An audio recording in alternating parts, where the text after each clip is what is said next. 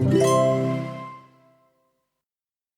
you ever noticed how one problem can suddenly make your whole life feel wrong? Maybe something happens at work, you receive a difficult message, you have an uncomfortable conversation, or you make a mistake that you cannot stop thinking about. Nothing else in your life has necessarily changed. And yet, for a few hours or sometimes a few days, that one thing seems to color everything. It no longer feels like I have a problem. It begins to feel like my life is a problem. There is a psychological idea that explains what I said quite well. It is called the focusing illusion. Daniel Kahneman, the Nobel Prize-winning psychologist known for his work on human judgment and decision-making, expressed it in one memorable sense.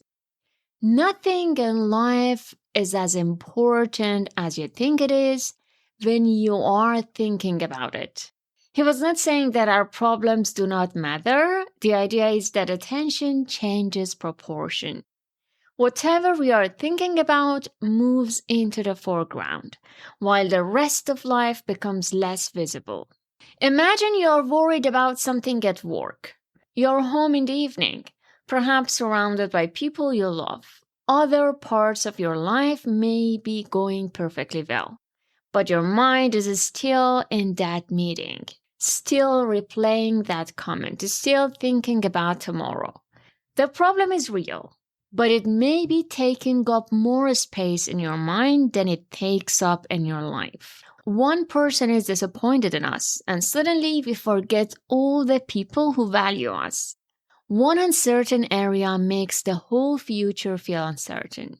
And that shift matters. The mind has moved from describing an experience to making a judgment about our whole life. The closer we look at one part of life, the easier it is to mistake that part for the whole. Perhaps this is even more difficult now because the things that demand our attention are usually the things that are wrong, urgent, or uncertain. What is quietly going well rarely asks to be noticed. A good friendship does not interrupt your evening. A normal day does not keep you awake at night, but one difficult conversation might. So, what can we do? One useful question could be, what else is also true? Not how do I stop worrying, and not how can I convince myself that everything is fine? Just what else is also true? I made a mistake, and I have done many things well. I think this could be very much applicable to the context of learning and teaching a language as well.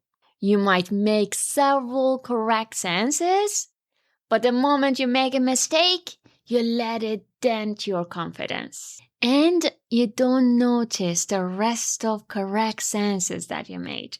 This is not forced positivity. It is simply a way of restoring proportion.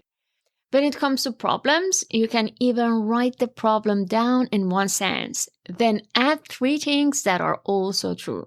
That small exercise reminds the mind that the thing it is focused on is only one part of a much larger picture. And I think the little word "and" is important here. It allows 2 truths to exist together. Something can be difficult, and much of life can still be okay. You can be worried and still be capable. So, when one problem begins to speak on behalf of your entire life, ask yourself, am I seeing the whole picture or one part of it very closely? Yes, sometimes the problem really does need our attention, but it does not always deserve the whole frame. Thank you so much for being here today. Have a peaceful day ahead of you. Take care and see you tomorrow.